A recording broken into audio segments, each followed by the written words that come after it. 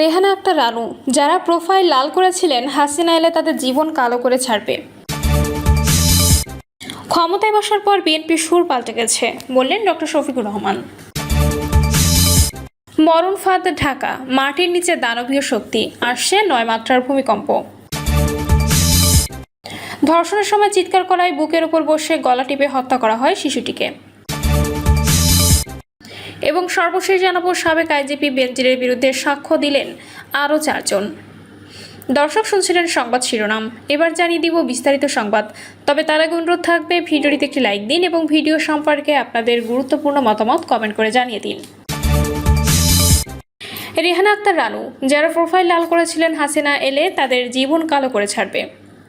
যারা ফেসবুকে প্রোফাইল লাল করেছিলেন শেখ হাসিনা আবারও যদি ফিরে আসে তাদের জীবনটা কালো করে ছাড়বে, এমন মন্তব্য করেছিলেন সংরক্ষিত মহিলা আসনে বিএনপির সংসদ সদস্য রেহানা আক্তার রানু। বিরোধী দলের উদ্দেশ্যে রেহানা আক্তার রানু বলেন, এই সরকারের 4 মাস বিরোধী দল বলে যে আরেকটি আন্দোলনের জন্য প্রস্তুত হন, বিপ্লবের জন্য প্রস্তুত হন। আমি ওনাদের বলতে চাই, আপনারা আমাদের প্রধানমন্ত্রীর প্রতি আস্থা রাখুন, প্রধানমন্ত্রীকে সহযোগিতা করুন। আপনাদের অনৈক্যের কারণে আবারও যদি দানব হাসিনা ফেরে, আল্লাহ না করুক, আবারও যদি দানব হাসিনা ফিরে আসে, যারা ফেসবুক প্রোফাইল লাল করেছিলেন জীবনটা কালো করে ছাড়বে। প্রস্তাবিত বাজেট সম্পর্কে তিনি বলেন, নিত্য প্রয়োজনীয় দ্রব্যের ওপর কর ছাড়া দেওয়া হয়েছে। আমি নিজে বাজার করি, আমি স্বস্তিতে আছি, দেশের মানুষও স্বস্তিতে আছে। কিন্তু একটা কথা আছে, ব্যবসায়ীরা একবার দাম বাড়ালে ওই দাম আর কমাতে চান না। এই বাজারকে জোর মনিটরিং করার দাবি জানাচ্ছি। ব্যাংকের টাকা লুটপাটকারীদের শাস্তি দাবি করে বিএনপির এই এমপি বলেন, ব্যাংকের শৃঙ্খলা ফিরিয়ে আনার কথা হয়েছে। ব্যাংকের হিসাব খুলতে টিআইএন বাধ্যতামূলক করার যে প্রস্তাব এবং সঞ্চয়পত্রের 10% কর কাটার যে প্রস্তাব, এই প্রস্তাব আমি প্রত্যাহার করার দাবি জানাচ্ছি। মাননীয় স্পিকার, কয়েকটি ব্যাংকের মালিক, ব্যাংক লুটেরা, ব্যাংক ডাকাত কয়েকটি ব্যাংক গিলে খেয়ে ফেলেছে। যারা ব্যাংকের টাকা লুট করেছে, লুট করে তারা বিদেশে আরামে এসে জীবনযাপন করেছে। আজ গ্রাহকরা চিকিৎসার জন্য টাকা তুলতে পারছে না। যেসব লুটেরা গ্রাহকের টাকা লুট করেছেন তাদের কোনো ক্ষমা নেই, ক্ষমা হতে পারে না। তাদের সম্পত্তি নিলামে বিক্রি করে গ্রাহকের টাকা গ্রাহকের হাতে ফিরিয়ে দেওয়ার দাবি জানাচ্ছি। রানু বলেন, 24 জুলাইয়ের আন্দোলনে আমাদের ফেনীর 11 জন জীবন দিয়েছে তাদের পরিবার। আমি এমপি হওয়ার পর আমার সঙ্গে এসে দেখা করে তারা পুলিশ প্রশাসন এবং আদালতের প্রতি ক্ষোভ প্রকাশ করে বলেছেন, পুলিশ প্রশাসন আসামিদের ধরছে না, আবার ধরলেও আদালত তাদের জামিন দিচ্ছে। তারা আমাকে বলেছে, আমরা আপনাদের কাছে কিছু চাই না, আমরা শুধু আপনাদের সন্তান হত্যার বিচার চাই। আপনি সংসদে এই কথাটি একটু তুলে ধরবেন। তিনি আরও বলেন, স্বাস্থ্য খাতে ইতিহাসের সর্বোচ্চ বাজেট বরাদ্দ দেওয়া হয়েছে। এখানে স্বাস্থ্য প্রতিমন্ত্রী আছেন। সরকারি হাসপাতালের নার্সরা রোগীদের সঙ্গে খুবই খারাপ ব্যবহার করেন। এ ব্যাপারে আমি মন্ত্রীর দৃষ্টি আকর্ষণ করছি। আমাদের ফেনী জেনারেল হাসপাতালে 250 শয্যায় 100 শয্যার জনবল দিয়ে চলছে। সেখানে অনেক জায়গা খালি পড়ে আছে। সেখানে একটি মেডিকেল কলেজ প্রতিষ্ঠায় আমি দাবি জানাচ্ছি। ফেনীতে লালপোল ফ্লাইওভারের দাবি জানাচ্ছি। ফেনীতে একটি পাবলিক বিশ্ববিদ্যালয় দেওয়ার দাবি জানাচ্ছি। বাসাবাড়িতে দীর্ঘদিন গ্যাস বন্ধ রয়েছে, গ্যাস সংযোগ দেওয়ার দাবি জানাচ্ছি। এলপিজি সিলিন্ডারের অনেক দাম, এই দাম কমানোর প্রস্তাব করছি। আমাদের ফেনীর নারী মা বোনেরা একটি ফ্যামিলি কার্ডের জন্য অধীর আগ্রহে অপেক্ষা করছেন। আমি সেখানে শিগগিরই ফ্যামিলি কার্ড চালুর দাবি জানাচ্ছি। সমাজ কল্যাণ মন্ত্রীর আমি দৃষ্টি আকর্ষণ করছি। ক্ষমতায় বসার পর বিএনপির সুর পাল্টে গেছে, বললেন ডক্টর শফিকুর রহমান।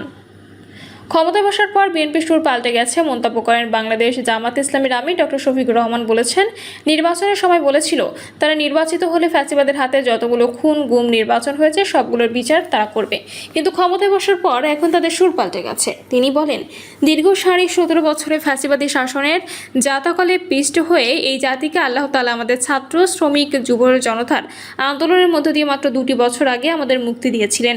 সেই সময় যে দলটি আমাদের মতোই মজলুম ছিল, নির্যাতিত ছিল, আজকে তারা ক্ষমতায়। তারা তখন প্রত্যেকটি হত্যাকাণ্ডের বিচার দাবি করেছে। জামাত আমির বলেন, নির্বাচনের সময় তারা বলেছিল নির্বাচিত হলে ফ্যাসিবাদের হাতে যতগুলো খুন হয়েছে, গুম হয়েছে, নির্যাতন হয়েছে সবগুলোর বিচার তারা করবে, কিন্তু ক্ষমতায় বসার পর এখন তাদের সুর পাল্টে গেছে।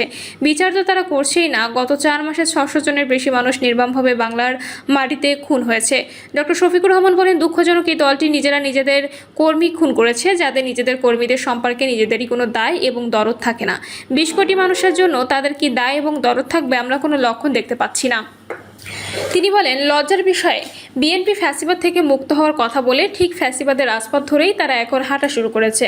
শফিকুর রহমান বলেন, বাংলাদেশ ব্যাংকের গভর্নর বিভিন্ন ব্যাংকে অযাচিত হস্তক্ষেপ, বিশ্ববিদ্যালয় কলেজগুলো দলীয় অনুগত লোকদের নিয়ে দখল করা, জেলায় জেলায় প্রশাসক বসিয়ে দেওয়া, এমনকি খেলার মাঠটা পর্যন্ত তারা দলমুক্ত রাখতে পারেন নাই। এইভাবে তারা আবার কার্যত একদলীয় ফ্যাসিবাদী শাসনের দিকেই আগাচ্ছেন। তিনি বলেন, বাংলাদেশ কিন্তু বারবার বিপ্লবের সাক্ষী।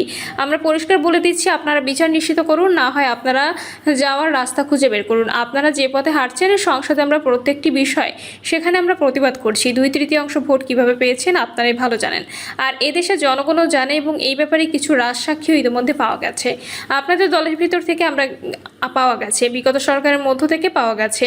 বিএনপিকে উদ্দেশ্য করে জামাতের আমির বলেন, বিনয়ের সঙ্গে অনুরোধ করব, মজলুম ছিলেন, জালেম হবেন না, মেহেরবানি করে বিচারগুলো নিশ্চিত করুন। শুধু ফ্যাসিবাদের হাতে কেন, এই রাস্তায় আমাদের কলিজার টুকরা বিপ্লবের প্রতীক শরীফ ওসমান হাদি হত্যা, তার বিচার ধামাচাপা দেওয়ার চেষ্টা চলছে। এখনো পর্যন্ত মামলা চার্জশিট দেওয়া হয় নাই। কাকে খুশি করার জন্য, কোন সত্যকে আড়াল করার জন্য এটা করা হচ্ছে, জনগণ জানতে চায়। তিনি বলেন, এদেশের মানুষের অন্তরে, কলিজায়, হৃদয়ে, মগজে সব জায়গায় বসে আছে মজবুতভাবে রাসূলুল্লাহ সাল্লাল্লাহু আলাইহি ওয়াসাল্লামের আদর্শ। এই আদর্শকে নির্মূল করার চিন্তা করবেন না। যদিও আপনাদের একজন সিনিয়র নেতা ঘোষণা করে দিয়েছেন নির্মূল করবেন, অতীতে যারা নির্মূল করার ঘোষণা দিয়েছিলেন তারা নিজেরাই আজকে নির্মূল হয়ে গেছে। তিনি বলেন, বেশি নির্মূল করবেন না, এটা এক ধরনের ভাইরাস। এই ফ্যাসিবাদের ভাইরাস, চাঁদাবাজির ভাইরাস, দুর্নীতির ভাইরাস, দলীয় শাসনের ভাইরাস, এই সব ভাইরাস মুক্ত করার জন্য আরেকটি বিপ্লব অনিবার্য হয়ে উঠেছে।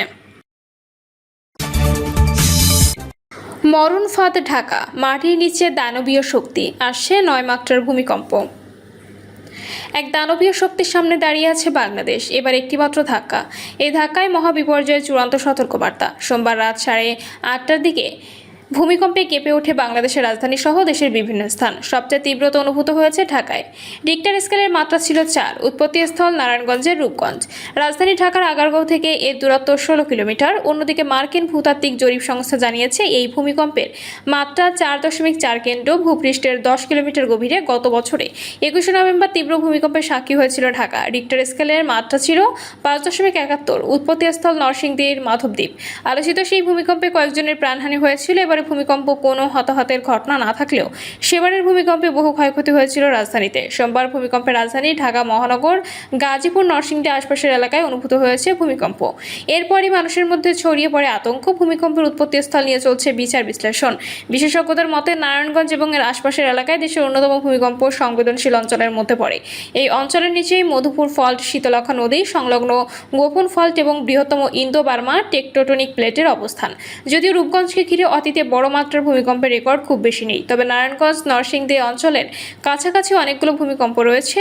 ঢাকা অঞ্চলে 300 কিলোমিটারের মধ্যে গত এক সপ্তাহে একাধিক মাঝারি ও শক্তিশালী ভূমিকম্প হয়েছে। 1918 সালে শ্রীমঙ্গল, নরসিংদী অঞ্চলের 7.1 মাত্রার ভূমিকম্পে কেঁপে উঠেছে এই অঞ্চল।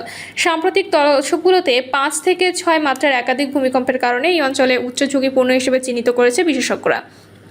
তারা বলছেন, রূপগঞ্জের এই ভূমিকম্পকে বিচ্ছিন্ন ঘটনা হিসেবে দেখার সুযোগ নেই। শীতলক্ষা নদীর আশপাশে একাধিক গোপন বা অপর্যাপ্তভাবে চিহ্নিত ফল্ট সক্রিয়। এমন ছোট মাঝারি মাত্রার ভূমিকম্প ভূগর্ভস্থ চাপ পুরোপুরি মুক্ত করে না। এই কারণে সামনে বড় ভূমিকম্পের আশঙ্কা সবচেয়ে বেশি। আর এখনই সতর্ক না হলে বিশ্বের অন্যতম ঘনবসতিপূর্ণ নগরী ঢাকায় মাঝারি মাত্রার ভূমিকম্পের বড় ধরনের মানবিক ও অর্থনৈতিক বিপর্যয় ডেকে আনতে পারে। ভূমিকম্পে ঝুঁকিতে থাকা বাংলাদেশে আসে অসংখ্য ঝুঁকিপূর্ণ ভবন, এর পরিমাণ লাখেরও বেশি। এসব ভবনের নিচে চাপা পড়ে প্রাণহানির সংখ্যাও হতে পারে লাখ লাখ। মার্কিন ভূতাত্ত্বিক জরিপ সংস্থা ইউএসজিএস এর তথ্যমতে বাংলাদেশ ভূমিকম্পের সক্রিয় এলাকায় অবস্থিত। আর দুর্যোগ সূচক বলছে, বিশ্বব্যাপী ভূমিকম্পের জন্য সবচেয়ে ঝুঁকিপূর্ণ 20টি শহরের মধ্যে আছে ঢাকা। ধর্ষণের সময় চিৎকার করায় বুকের ওপর বসে গলা টিপে হত্যা করা হয় শিশুটিকে। রংপুরের তারাগঞ্জে 2য় শ্রেণীর ছাত্রী হত্যা মামলায় গ্রেপ্তার মুজাহিদ ইসলাম পুলিশ ও আদালতে স্বীকারোক্তিমূলক জবানবন্দি দিয়েছেন। আজ বিকেল 5:30টার দিকে তারাগঞ্জ থানা চত্বরে সংবাদ সম্মেলনে রংপুরের পুলিশ সুপার মোহাম্মদ মোজাম্মেল হক এ তথ্য জানান। পুলিশ সুপার বলেন, শুক্রবার শিশুটিকে তার মা বকুনি দিলে সে অভিমান করে বাড়ি থেকে বের হয়ে যায়। জুমার নামাজের পর শিশুটি রাস্তা দিয়ে পাটক্ষেতের কাছাকাছি পৌঁছালে আসামি মুজাহিদ কৌশলে তাকে পাটক্ষেতের ভেতরে নিয়ে যায়। সেখানে শিশুটিকে একটা ভিডিও দেখায় এবং তাকে ধর্ষণ করে। শিশুটি যখন চিৎকার করতে থাকে তখন মুজাহিদ শিশুটির বুকের উপর বসে 2 হাত দিয়ে গলা টিপে ধরে তাকে হত্যা করে পালিয়ে যায়। সংবাদ সম্মেলনে জানানো হয়, মুজাহিদ ইসলামকে গতকাল সোমবার রাত 9:30টার দিকে উপজেলার ভীমপুর কেরানীগঞ্জ পাড়া এলাকায় নিজ বাড়ি থেকে গ্রেপ্তার করা হয়। পুলিশ জানায়, জিজ্ঞাসাবাদে আসামি মুজাহিদ ঘটনার পূর্ণ বিবরণ দিয়েছেন এবং দায় স্বীকার করেছেন। আজ মঙ্গলবার তাকে আদালতে পাঠানো হলে তিনি ম্যাজিস্ট্রেটের কাছে ফৌজদারি কার্যবিধি 164 ধারায় স্বীকারোক্তিমূলক জবানবন্দি দেন। এ ঘটনায় শিশুটির বাবা বাদী হয়ে তারাগঞ্জ থানায় নারী ও শিশু নির্যাতন দমন আইনে মামলা দায়ের করেছেন। মামলার এজাহার সূত্রে জানা যায়, গত শুক্রবার দুপুরে মায়ের বকুনির পর শিশুটি বাড়ি থেকে বের হয়ে নিখোঁজ হয়। পরিবারের সদস্যরা বিভিন্ন স্থানে খোঁজাখুঁজি ও মাইকিং করেও তার সন্ধান পাননি। পরদিন শনিবার সকালে স্থানীয়রা বাড়ির অদূরে ডালিয়া সেচ ক্যানেল সংলগ্ন একটি পাটক্ষেত থেকে তার মরদেহ উদ্ধার করে। পরে পুলিশ খবর পেয়ে ঘটনাস্থল থেকে আলামত সংগ্রহ করে সুরতহাল প্রতিবেদনের তৈরি করে এবং মরদেহ রংপুর মেডিকেল কলেজ হাসপাতালে পাঠায়। প্রিয় দর্শক, এই ছিল এখনকার সর্বশেষ সংবাদ। আপডেট সব সংবাদ পেতে চ্যানেলটি সাবস্ক্রাইব করে বেল আইকনটি ক্লিক করে রাখুন।